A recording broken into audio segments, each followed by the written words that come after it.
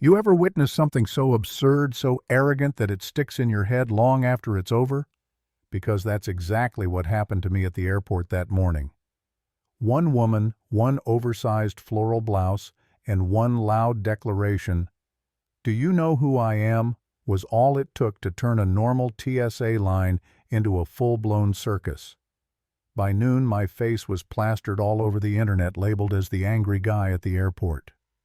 But by sunset, that same internet turned around and handed her a dose of karma so pure it felt almost divine. It started at 5:30 a.m.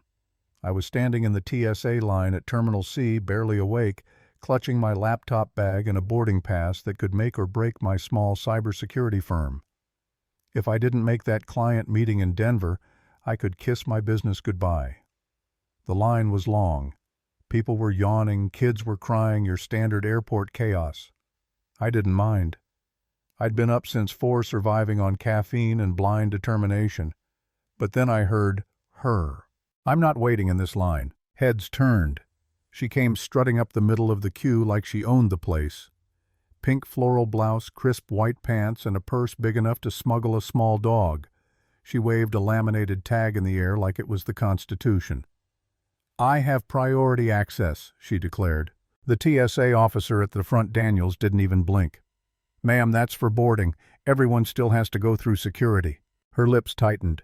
"Do you know who I am?" And that was it. The moment. The line went quiet. Even the crying toddler stopped. You could feel 200 pairs of eyes silently saying, "Here we go." Daniels stayed calm. "Please return to the end of the line." But she didn't move. She just kept talking louder about how she had a connecting flight, how TSA was inefficient, how this was harassment. Then she brushed past an old woman with a cane, actually knocked her shoulder. The woman stumbled. I reached out instinctively, steadying her.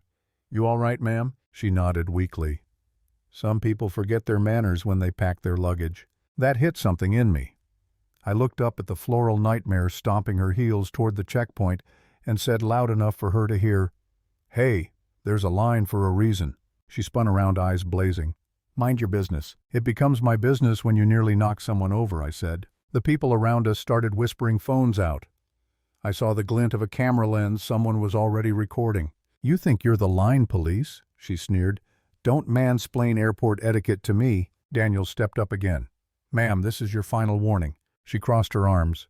"Get your supervisor. I'll have your job for this." And just like that, the show went on. The supervisor came, tried to calm her, told her again that priority boarding doesn't mean priority security. But Linda, that was her name I'd later learn, pulled out her phone and started filming herself. "They're discriminating against me for traveling first class," she said, tears fake enough to make Hollywood jealous. I wanted to scream, but I didn't. I just stood there, jaw tight, as the crowd moved again. When I finally got through security, she was still there, posing next to the supervisor, smug smile and all. I remember thinking, someday that arrogance will catch up to her. I didn't realize it had happened in less than 2 hours. At my gate, I finally checked my phone and froze. The whole thing was online. A video titled, "Karen Tries to Skip TSA Line Gets Owned," was already racking up views. I almost laughed. But then I saw another upload her version. In her edit, I was the villain. She'd cut the video so it looked like I lunged toward her. My calm, "There's a line for a reason," was chopped to sound like I was yelling. And it worked. Comments poured in. "That guy's out of control. Men always think they can police women. TSA power trip." My stomach dropped. My face, my actual face, was viral, attached to hashtags like #AngryAirportGuy. Then my phone buzzed. A text from my buddy Mark. "Bro, that's you in the video, right? Half the internet thinks you snapped." I typed back, "Yeah, unfortunately." He replied with a laughing emoji. "Man, this is wild. You look like you're about to fight her." That's when it hit me. My reputation, my business, everything could unravel because of one entitled woman and a few bad edits. I sat there staring at my screen, feeling this weird mix of anger and dread. Maybe I should just ignore it. People move on fast online, right? But then I remembered the old lady, her shaky hands gripping that cane. I remembered the way Linda had smirked when she got her way. If I let her win, What does that say about everyone else she's steamrolled over? So I decided to fight back, not with yelling, not with drama, but with proof. I scrolled through the comments and found a username @TravelTruths. Someone had posted the original clip, the one filmed from behind me. I messaged them. Hey, I'm the guy in your video. Do you still have the full version? She's posting a fake edit. A minute later they replied, got the raw footage. You want it? My hands were shaking. Yes, please. Seconds later I had it, the full video. Every word, every shove, every insult. She'd hung herself on her own performance. I posted it with one caption, context matters, and the internet exploded. Within 20 minutes, her story crumbled. People started stitching the real footage, calling her out. She lied. Full clip proves it. This is why cameras exist. TSA's official account even commented, confirming their officers handled everything correctly. News pages picked it up. The tide turned fast. Meanwhile, I saw her across the terminal, still live streaming, still ranting. She was telling a crowd that she'd been targeted and humiliated, claiming I was obsessed with her. Then her phone buzzed. I saw her glance down and her face just changed. It was the look of someone realizing their empire was burning down in real time. Officer Daniels walked over. Calm, firm. Ma'am, we've reviewed the footage from multiple witnesses and our cameras. I'd suggest you stop talking before you make this worse. I watched her crumble. The mascara smudged her voice, breaking as she stammered, You people are trying to ruin me. But nobody was trying to ruin her. She did that all on her own. By that afternoon, my post hit 500,000 views. Mark texted again. She's done, man. The internet's eating her alive. I replied I didn't post it to destroy her. I just wanted the truth out. He said, yeah, but the internet doesn't care about balance. They care about justice, and they're giving it to her in full HD. The next morning I saw her again. Fate's funny like that. Same airport, same terminal, same woman. Only this time she wasn't glowing. She was pale, jittery, hiding behind oversized sunglasses, her designer bag clutched tight like a lifeline. Daniels was at the checkpoint again. When she approached, his voice was perfectly professional. Ma'am, please step forward. She tried to smile. I'm sure you've seen the nonsense online. It's all blown out of proportion. He nodded. We're aware of the footage. You've been selected for additional screening. Her jaw dropped. You can't be serious. Completely routine, he said, almost smirking. Right this way. People started whispering. That's her right.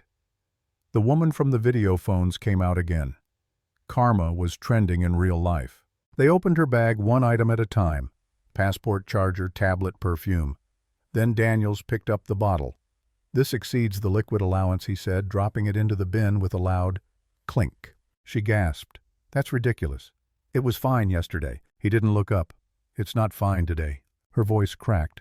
You're doing this to humiliate me. Daniels just said we're following TSA regulations, ma'am. You're familiar with those, I'm sure. The line behind her was dead silent. A few chuckled quietly. Someone whispered Karma's a first-class passenger today. I was sitting nearby at a coffee counter watching it unfold through the glass. Not out of revenge, honestly, I just happened to be catching my connection home. But watching her lose control, watching the performance drain out of her, it was surreal. A guy beside me leaned over. Isn't that the lady from the viral video? I nodded. Yeah. Looks like she's getting another round of security clearance. He laughed. Karma travels fast. I smiled faintly. Sometimes it doesn't even need a ticket. Across the glass, she was breaking down. Her voice rose, trembling. You're all enjoying this, aren't you? You think I deserve it? Nobody answered. Cameras flashed again. The supervisor said something calm, but you could see her shoulders collapse. She stuffed her things back into her bag, face red, trembling. Then she sat down by the window, completely deflated. Her phone buzzed non-stop, lighting her face in that cold blue glow. She finally looked at the screen, and I could almost read the words reflected in her sunglasses. Due to recent events, we are terminating your contract effective immediately. She froze. I should have felt sorry for her. Maybe part of me did. But then I remembered that old woman clutching her cane, the smug grin Linda had flashed after lying to everyone's faces. Actions have consequences, and sometimes karma just borrows Wi-Fi. As my flight boarded, I glanced one last time at her reflection in the window.